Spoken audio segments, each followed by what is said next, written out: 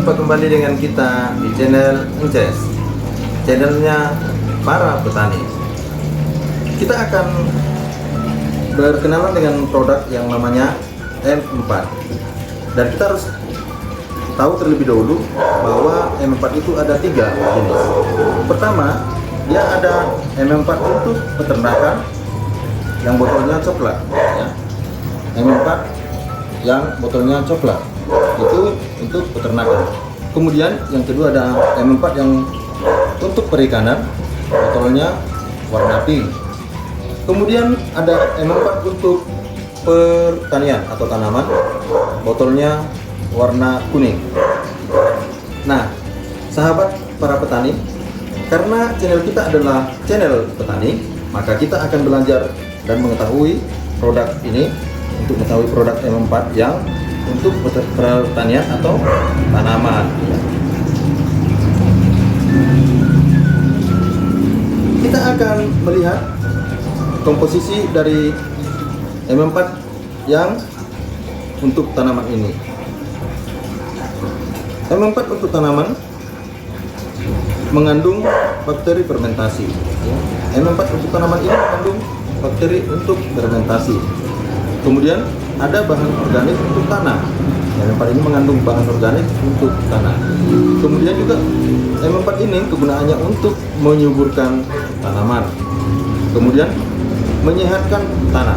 Jadi fungsi dari M4 yang kuning ini adalah M4 untuk tanaman ini adalah untuk menyuburkan tanah dan menyehatkan tanah. Kenapa bisa begitu? Kita akan lihat komposisi dari produk ini, ya. Komposisi di produk ini yaitu bakteri. Dari bakteri dia mengandung bakteri Lactobacillus sp.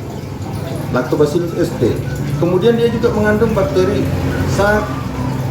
Saccharomyces, ya, Saccharomyces sp. Kemudian dia mempunyai juga yang namanya bakteri fungsional seperti penambat nitrogen.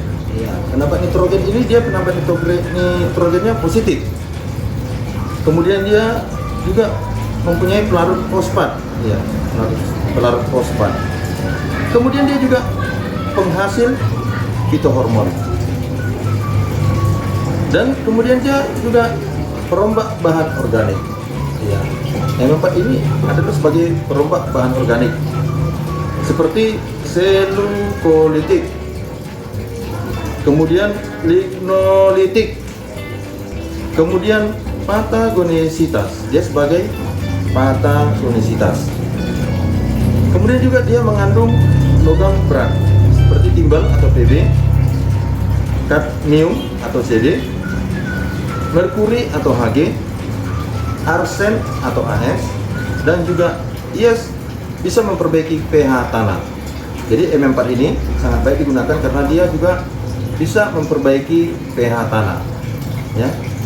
Jadi kegunaan dari M4 ini secara global, secara umum adalah untuk memperbaiki sifat fisik, kimia, dan biologi tanah, meningkatkan produksi tanaman, dan menjaga kestabilan produksi, memfermentasi dan mendekomposisi bahan organik tanah dengan cepat.